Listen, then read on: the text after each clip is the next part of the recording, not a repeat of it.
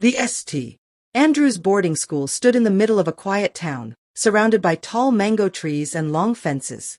Inside the girls' dormitory, 20 teenage girls shared a large hall filled with bunk beds, the smell of ironed uniforms, and whispers after lights out. Among them was Fola, a tall, sharp-eyed girl who was always curious about everything. Her best friends, Riri and Ada, shared the same bunk row. They had been together since junior secondary school, and they knew each other's secrets. Well, most of them. Life in the dormitory was strict. The matron, Mrs. Oladipo, was known for her sharp eyes and quicker ears. She would march in at night like a soldier, checking that all the girls were in bed. No noise after lights out, she would bark, before switching off the main bulb. But, as strict as she was, she couldn't stop the whispers about the town's famous midnight food market. According to the senior girls, it was a place where one could buy roasted suya, pepper soup, and even chilled drinks at night, but only if you were brave enough to sneak past the school gate without getting caught. Fola had heard enough stories. "We have to go," she whispered one night to Riri and Ada after the lights were out.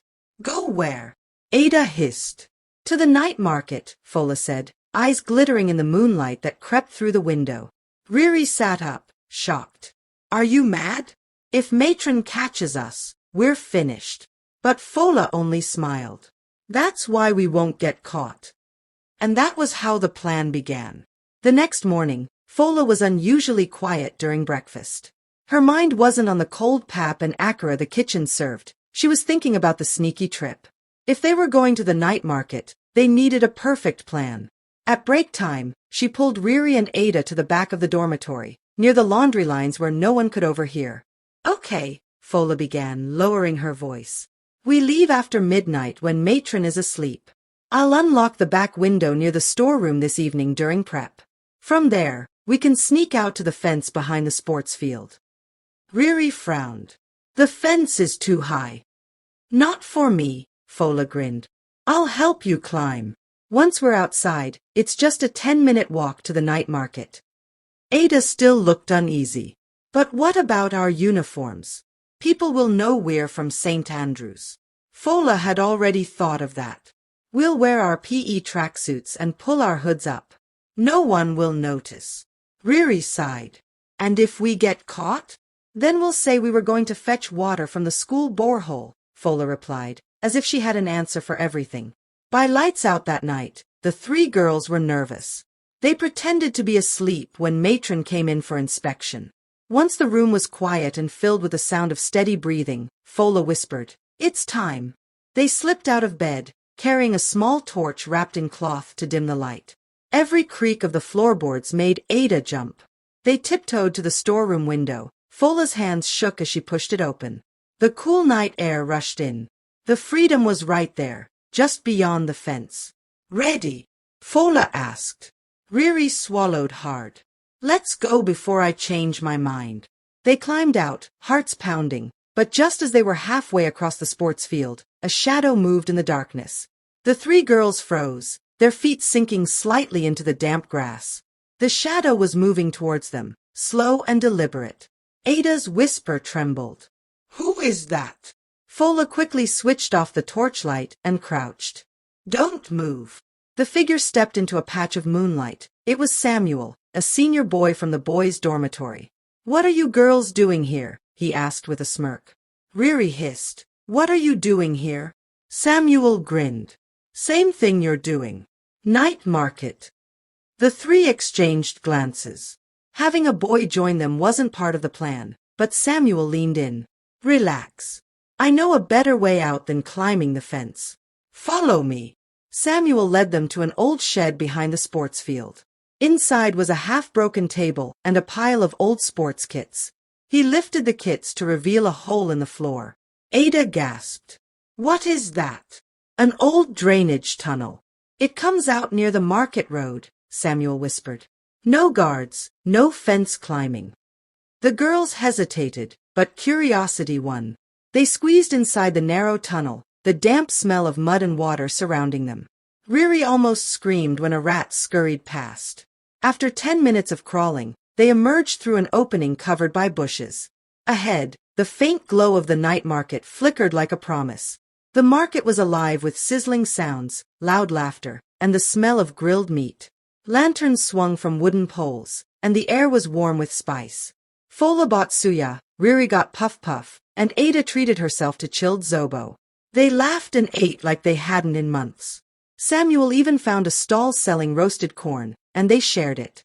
But while Fola was paying for a plate of fried yam, she noticed two men staring at them. They whispered to each other, their eyes sharp. The men began to follow them, pretending to browse stalls. Samuel noticed too.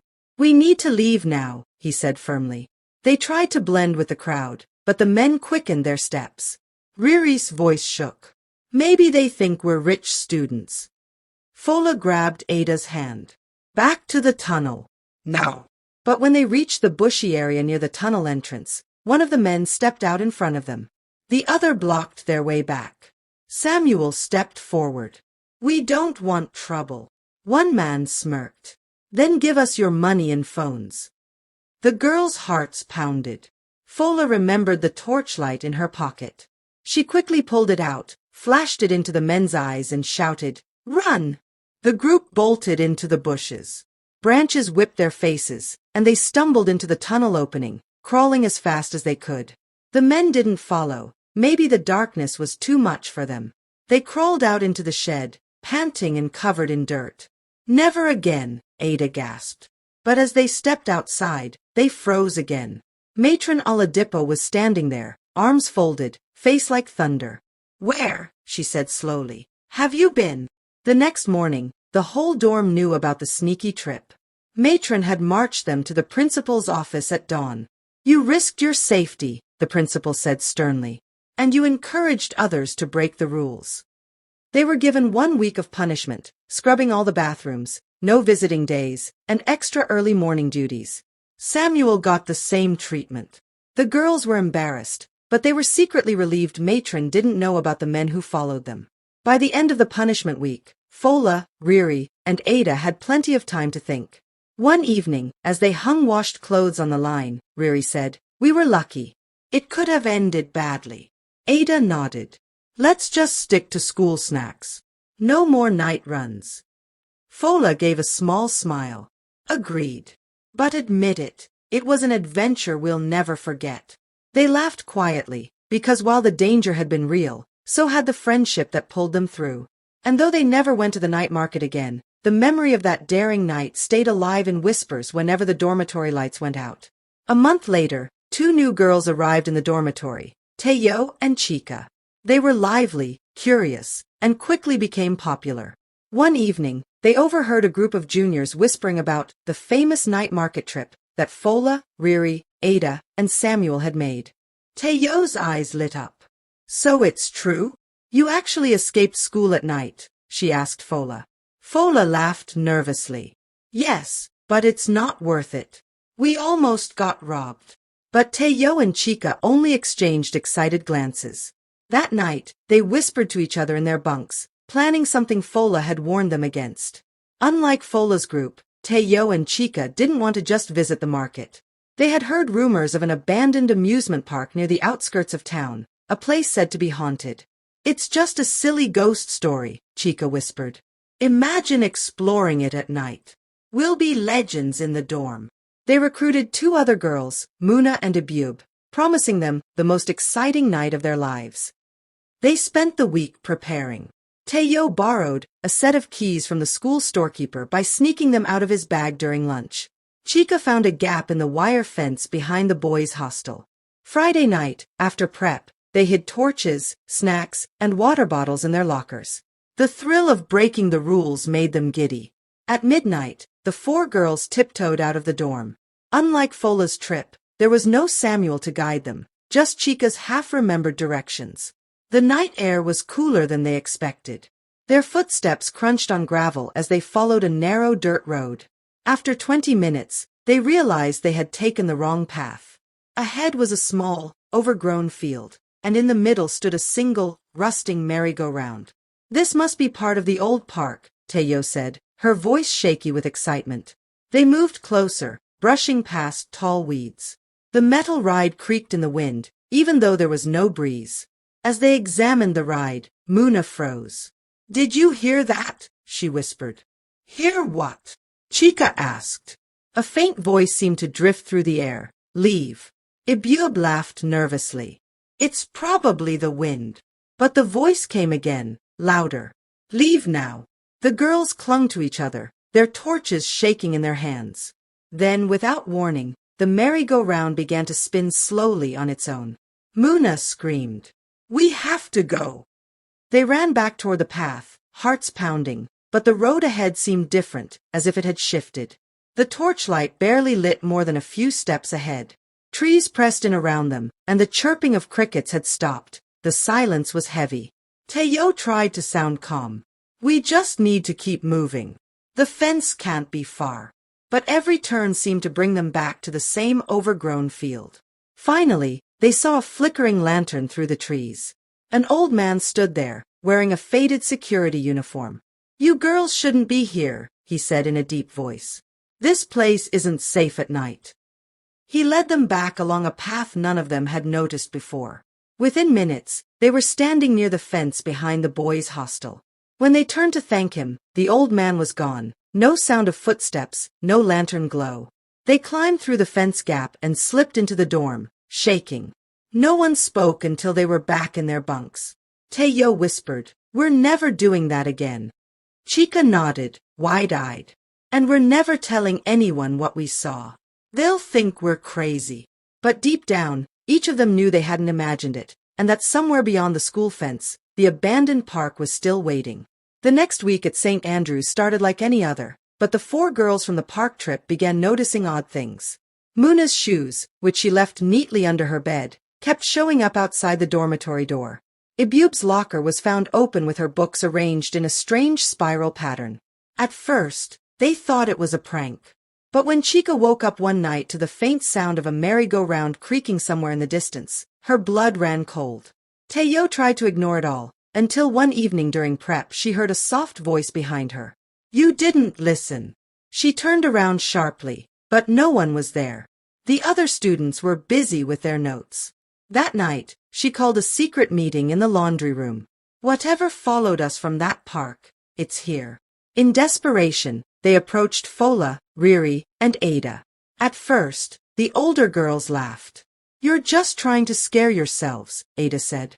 But when Chica described the spinning ride and the old man who vanished, Fola's smile faded. You need to stay inside at night. That's the only way to be safe. The very next night, the whispers came again, this time louder. Come back. Finish what you started. Muna, in a strange trance, tried to leave the dorm. Thankfully, Ada woke up in time and locked the door. You're not going anywhere, she shouted. The whole dorm woke up, and Matron rushed in, furious. The next day, the principal called the girls into his office. There's been too much night wandering, he said sternly. If this continues, we'll have to send you home. But instead of fear, the girls felt something else, a growing sense that the abandoned park wouldn't leave them alone until they returned. One Friday night, after lights out, they decided to end it. This time, they went with Fola, Riri, and Ada. Samuel, hearing the story, insisted on coming too. They brought salt, candles, and a Bible, things they believed might help. The air was heavy as they reached the rusting merry-go-round. It stood still in the moonlight, its paint flaking. Chica stepped forward. We're here, she called out. What do you want? The merry-go-round began to spin. A faint figure appeared, the old watchman they had seen before. This place was mine, he said slowly. I built it for the children of this town. But one night, they left me here, and I died alone. I only wanted someone to remember. Fola stepped forward, placing the Bible on the ground. We remember you now. Rest. They lit the candles and said a prayer. The old man smiled faintly, and then faded into the night air. The merry-go-round stopped moving. The path home was strangely easy this time, as if the park itself was letting them go. Even the crickets had returned, chirping gently. From that night on, the strange occurrences stopped. No more moving shoes, no more whispers. The girls could finally sleep without fear. The story of the haunted park spread through St. Andrews, though no one dared to go near it again.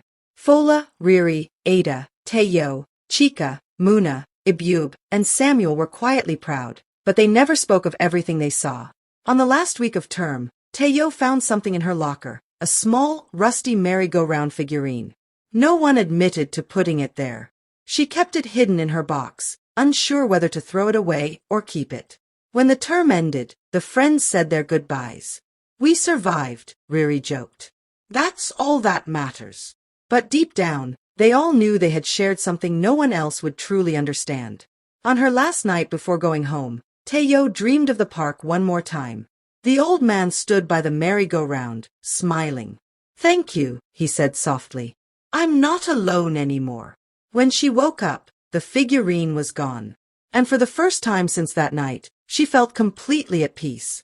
The adventure was over, but the memory would stay with them forever.